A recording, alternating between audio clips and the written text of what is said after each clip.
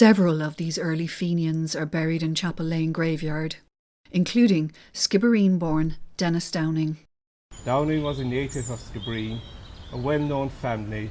He was a close relative to Jeremiah O'Donovan Rossa and was very involved in the Fenian movement here in Skibbereen and later in America. Aged just 17, Denis Downing was arrested for his part in the early Fenian movement in 1858, but never faced trial. He emigrated to America in the early 1860s and joined the Union Army during the American Civil War. Downing fought in many major battles during the war, including Bull Run, Fredericksburg and Gettysburg.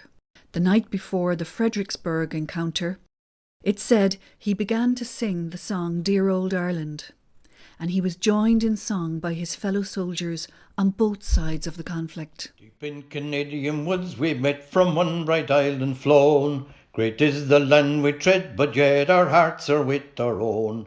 And there we leave the shanty small. Later, at the Battle of Gettysburg, Denis's foot was injured and his lower leg had to be amputated.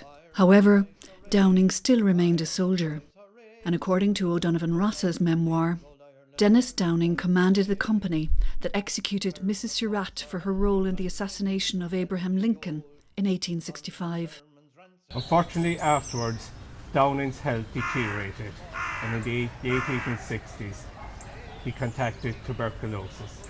In 1871, he returned to Ireland to convalesce, and within a few days, just shy of his 30th birthday, he died and was buried here in Chapel Lane Graveyard.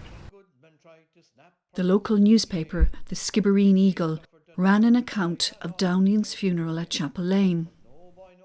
The report states that his oak coffin was enveloped in the Stars and Stripes banner that he had followed into war, and that his sword, sash and cap were deposited on top of it.